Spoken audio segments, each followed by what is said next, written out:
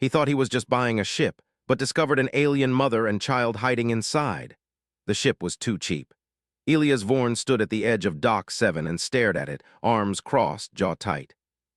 He had learned long ago that in space, cheap almost always meant dangerous. Cheap meant hidden damage, unpaid debts, corrupted AI cores, or blood no one wanted to clean up. This ship had all the signs. Its hull was long and narrow, built for deep cargo runs, painted a dull gray that had faded unevenly with age. Burn marks scarred one side, badly repaired. The registry code near the bow had been scratched out and re-etched, never a good sign. And yet it still floated steady in the dock's gravity field, quiet and patient like it was waiting for someone foolish enough to buy it. That someone, apparently, was Elias. He checked the auction listing again on his wrist screen. Decommissioned cargo vessel, long-haul class. 3 years ago, Elias had been a respected independent hauler. He ran legal routes, paid his fees, kept his ship clean. Then a border dispute shut down half his contracts overnight. Then a cargo client vanished without paying. Then his old ship's drive failed beyond repair. Now he was standing in Dock 7, wearing worn boots and borrowed tools, counting credits that barely existed. Behind him, the auction clerk cleared her throat. "You planning to buy or just admire?" she asked. Elias turned. The clerk was a tall woman with steel-gray hair and eyes that had seen too many deals go bad. She didn't smile. People in this business rarely did. "I'm thinking," Elias said. She raised an eyebrow. "Thinking usually costs more than buying." He glanced back at the ship. "Why so cheap?" The clerk tapped her tablet. Ship was part of a long-range corporate fleet declared unprofitable, crew discharged, asset liquidated. "And the biocontamination?" Elias asked. She shrugged. "Could be mold, could be pests, could be old food waste." Scans didn't flag anything dangerous. "That's not comforting." "Nothing about salvage is," she said flatly. Elias was silent for a long moment. He imagined walking away. He imagined another month without work. Another month of docking fees, interest, and favors owed. Then he imagined having a ship again. "I'll take it," he said. The clerk nodded once. "Sign here, no returns." The airlock hissed as it opened. Elias stepped inside the ship alone, the sound echoing softly through the narrow corridor. The lights flickered on one by one, old systems waking reluctantly, like an animal disturbed from sleep. The smell hit him first, not rot, not smoke, something stale. The cargo bay was empty, stripped clean except for old restraints bolted into the floor. Crates once secured there had been removed in a hurry. Scratches marked the walls, thin and uneven, not made by tools. Elias frowned. "Probably forklifts," he said aloud, though he didn't believe it. He moved forward, boots ringing against metal. The ship was quiet, too quiet. Even dead ships usually made noise, creaks, hums, something. This one listened.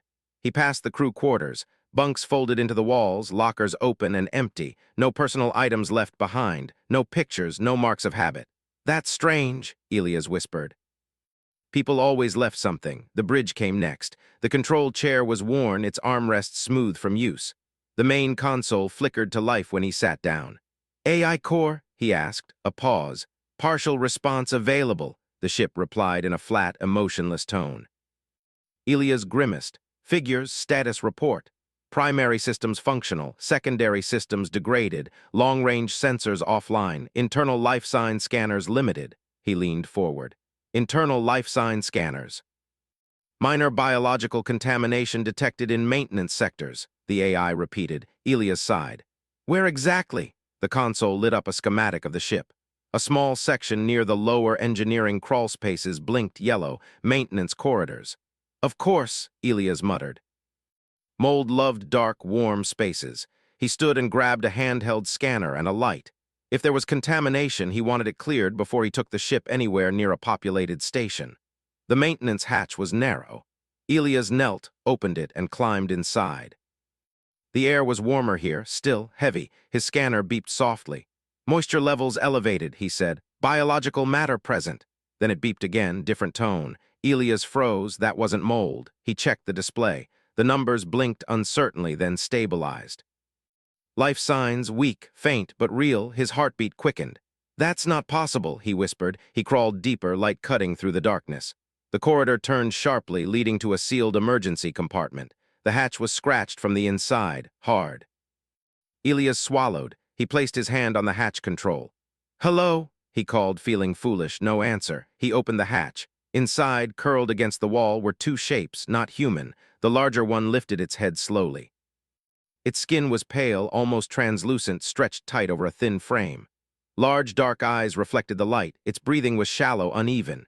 In its arms was a smaller version of itself, a child. The scanner beeped wildly now. Elias stared, unable to move. The alien mother tried to pull the child closer, her body shaking. She made a sound, not a word, but a soft, desperate noise filled with fear. "I'm not going to hurt you," Elias said quickly, raising his hands. The words meant nothing to her, but his tone seemed to matter. Her eyes never left him. He knelt slowly. She was injured, burn marks along her side, crude bindings around her wrists cut through roughly, dried blood marked the floor. "They left you here," Elias whispered. The child stirred, weak but alive. Elias felt something twist hard in his chest. This was no accident, no mold, no pests. This was hiding. He backed away slowly, sealing the hatch again. The moment it closed, alarms blared. Red lights flashed across the corridor. Elias cursed and ran for the bridge. The console lit up with warning signals. "External scan detected," the AI announced. "Who?" Elias demanded. "Unknown patrol craft," the AI replied. "Tracking beacon active." Elias slammed his fist into the console. They weren't just abandoned, they were hunted. He looked back toward the maintenance corridors. A ship he thought would save his future had just dragged him into someone else's nightmare. And somewhere out there, someone was coming to make sure no one ever found out what was hidden inside. Elias locked the bridge door with shaking hands. The alarm slowly faded, leaving behind a heavy silence that pressed against his ears. The patrol craft was still out there. The ship's sensors showed it circling at a distance, not docking yet, not firing. Waiting. Elias leaned against the console and forced himself to breathe. "Think," he muttered. "Just think." He had bought a ship, that was it. He hadn't stolen anything. He hadn't attacked anyone. But none of that mattered if the galaxy decided he was now involved. His eyes moved back to the ship's schematic. The maintenance compartment blinked softly in yellow, 2 lives hidden inside metal walls. Elias closed his eyes for a moment. He had seen dangerous things before. Smugglers, slavers, corporate crimes hidden behind clean words, but this was different. There had been a child. He straightened. "I can't leave them there," he said out loud. The AI did not answer. He unlocked the bridge and moved quickly, grabbing a med kit, spare blankets, and water packs. He hesitated, then added emergency ration bars meant for humans. He didn't know if they could eat them, but he had nothing else. The maintenance hatch opened again. The alien mother hissed softly when she saw him, pulling the child closer. Her eyes were wide, dark, and full of fear. Elias raised both hands slowly. "I'm not with them," he said, even though she couldn't understand the words. "I swear." He knelt again, keeping his movements slow and careful. He set the med kit down and gently pushed it forward. The mother stared at it, then at him. Her breathing was fast. Pain was written across her body in the way she shook. Elias took a risk. He opened the kit and pulled out a clean bandage, holding it up so she could see. He pressed it lightly against his own arm, then wrapped it. "Help," he said softly. She watched every movement. Slowly, very slowly, she extended one thin hand and touched the kit. The child whimpered. That sound broke something inside Elias. He moved closer. The injuries were worse than he thought. Burns along her side, poorly treated, signs of dehydration, bruises around her wrists and ankles where restraints had been. "This wasn't transport," Elias whispered. "This was prison." He worked carefully, cleaning the burns with sterilizing spray. The mother flinched but did not pull away. Her eyes never left his face. When he offered water, she hesitated, then drank carefully. She helped the child drink too, holding the container with shaking hands. The child's eyes opened. Large, curious, afraid, the child looked at Elias and did not scream. Elias felt his throat tighten. "That's good," he whispered. "That's very good." A soft sound came from the mother's throat. Not a word, but something like relief mixed with exhaustion. She slumped slightly, strength leaving her now that the immediate danger felt less close. Elias gently wrapped both of them in blankets. "You're safe," he said again. Outside the ship, the patrol craft moved closer. Back on the bridge, Elias stared at the incoming signal. Coalition Enforcement Authority. That name carried weight across hundreds of systems. They weren't pirates or smugglers. They were the law, or at least what passed for it. A message appeared on the screen. "Unregistered vessel. Power down engines. Prepare for inspection." Elias clenched his jaw. If they boarded the ship, they would find the aliens. If they found them, they would take them. He didn't know what that meant exactly, but he knew it wasn't good. He tapped the console. AI, open previous cargo records. Access limited, the AI replied. Partial data available. Show me everything, Elias said sharply. The screen flickered. Files appeared, fragmented, damaged, but readable enough. Cargo manifests, biological units. Elias' stomach turned. The mother's species wasn't listed as people. They were listed as resources. Non-sentient biological labor units, Elias read aloud. His hands tightened into fists. That was a lie. He had looked into her eyes. He had seen fear, understanding, protection. She was sentient. And so was the child. Another file opened, breeding prohibition. Genetic control, no offspring allowed. Elias swallowed hard. They weren't supposed to have children, he whispered. The ship shuddered slightly as the patrol craft locked into docking position. A timer appeared on the console. Inspection in 5 minutes. Elias paced. Running wasn't an option. His engines wouldn't outrun a patrol ship. Fighting wasn't even a thought, but hiding, he looked at the maintenance schematic again. No, he said softly, I won't do that to them. His gaze moved to another system tab, Legal Archives, Human Legal Archives. Elias' lips slowly curved into a grim smile. Humans were new to the wider galaxy, but they had come prepared. Centuries of dealing with corrupt governments and unfair systems had taught them one thing very well. Paperwork could be a weapon. He searched quickly. Salvage law, asylum law, trade disputes. Then he found it. A small clause buried deep in interspecies trade agreements. Sapient asylum claim valid upon credible evidence of sentience and threat of harm. Elias laughed softly, almost hysterically. You idiots, he whispered. You signed it. He activated the broadcast recorder. The patrol officer stood stiffly on the other side of the airlock. Tall, armored, face hidden behind a mirrored visor. Elias opened the channel. I am Elias Vorn, he said calmly. Registered human citizen, this ship is legally owned salvage. Power down and open the airlock, the officer replied. You are in possession of restricted biological cargo. They are not cargo, Elias said. They are people. There was a pause. Your claim is noted and denied, the officer said. Your species is not authorized to determine sentience classification.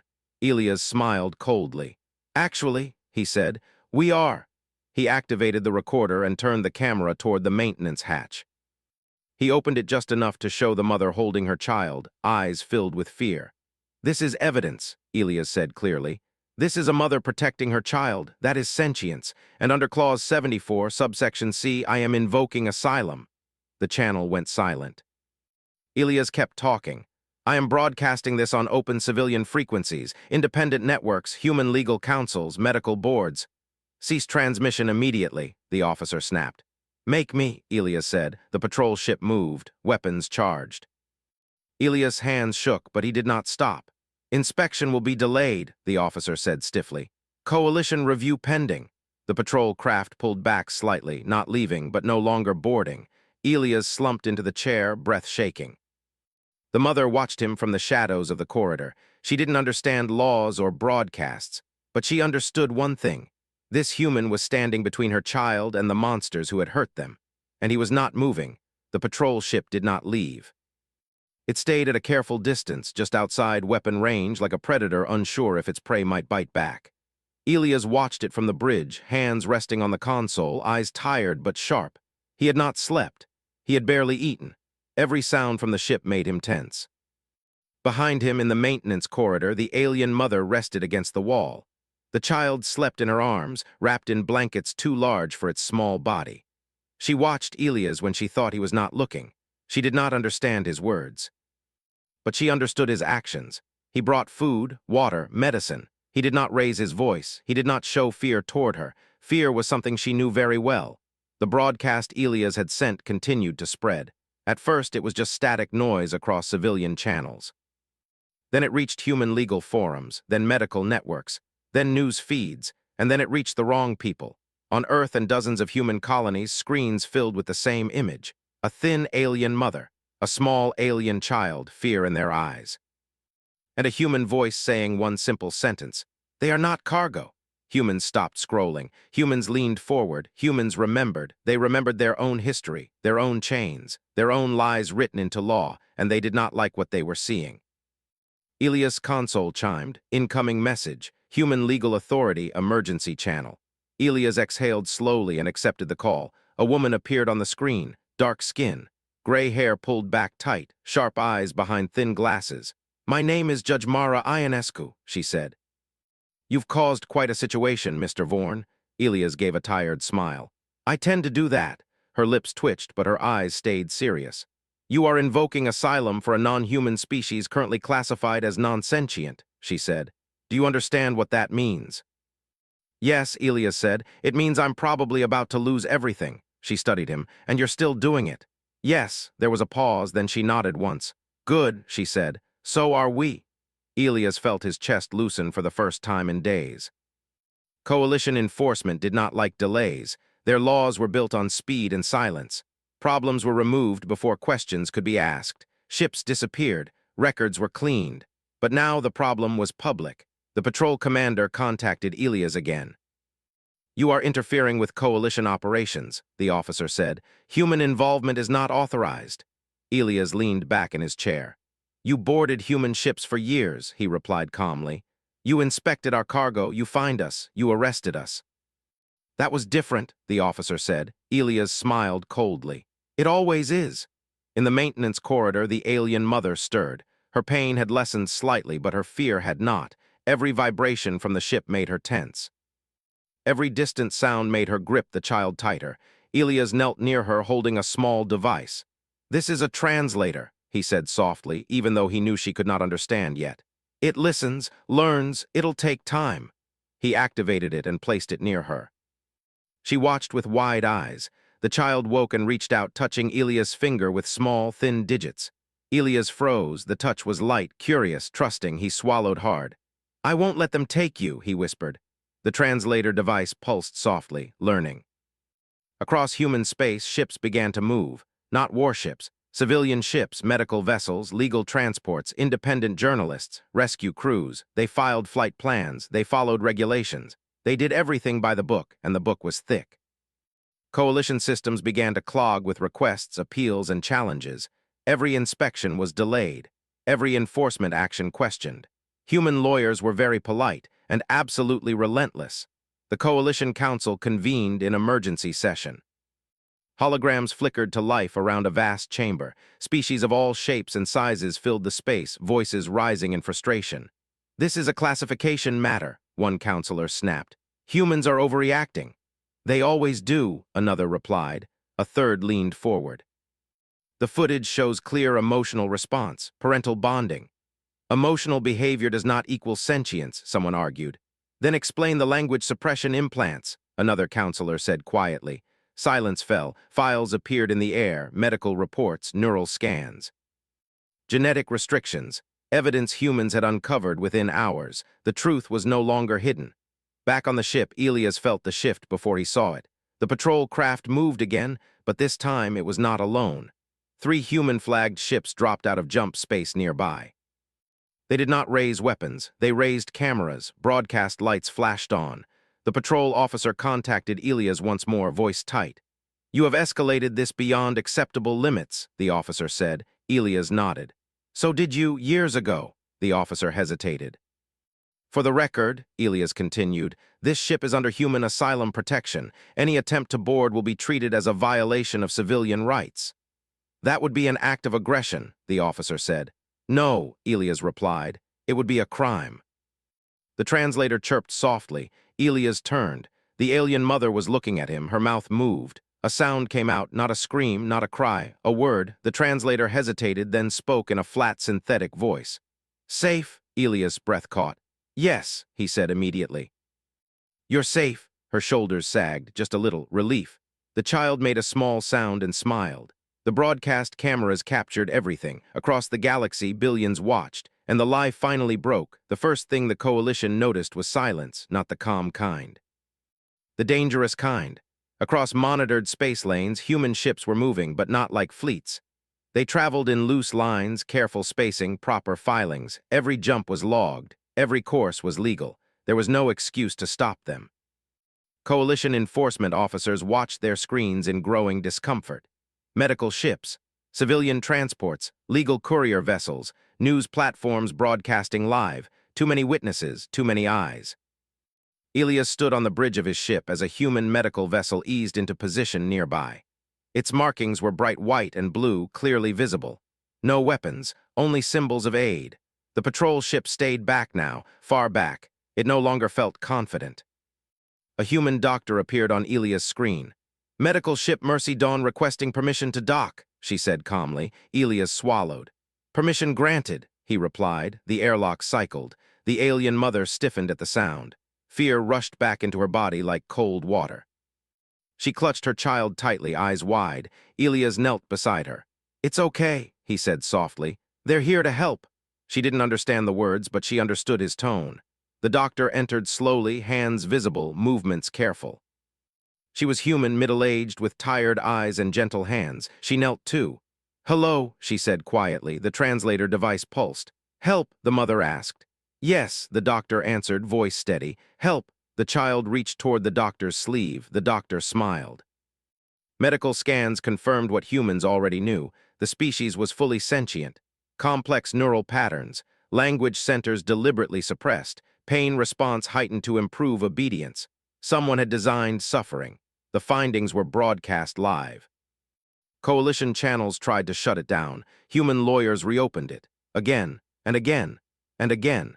In Coalition Council space, panic began to spread. This had never happened before. No species had ever challenged classification at this scale. No one had forced evidence into public view. No one had used the Coalition's own laws against it so cleanly. Humans hadn't fired a single shot. They hadn't needed to. The alien mother was moved carefully onto the medical ship. The child never left her arms. Elias walked beside them until the door closed. For the first time since Dock 7, Elias allowed himself to sit down. His legs shook. Judge Mara Ionescu appeared on the screen again. "You did well," she said. "I didn't do much," Elias replied. "I just didn't look away." She nodded. "That's more than most civilizations ever do." The Coalition Patrol Commander sent one last message. "This situation is under review," the officer said stiffly. "Temporary suspension of enforcement actions." Temporary. Elias smiled without humor. Temporary was enough. Because humans were very good at turning temporary pauses into permanent changes. Across human space, something rare was happening. Unity. Old arguments were set aside, borders softened, corporations backed away quietly. Politicians chose the safer side of history. Human ships escorted the Mercy Dawn toward a protected medical world. Coalition ships watched and did nothing. The alien mother lay in a clean medical room now, real light, real air. The pain was easing for the first time in years. She watched Elias through the glass as he prepared to leave. The translator chirped softly. "You stay." Elias hesitated. "I can't," he said gently, "but you won't be alone." She studied his face, then she did something no one expected. She pressed her hand flat against the glass. Elias mirrored it, a promise without words. The child laughed. The sound echoed across the ship, across the broadcast, across the galaxy, and something ancient and ugly finally began to die.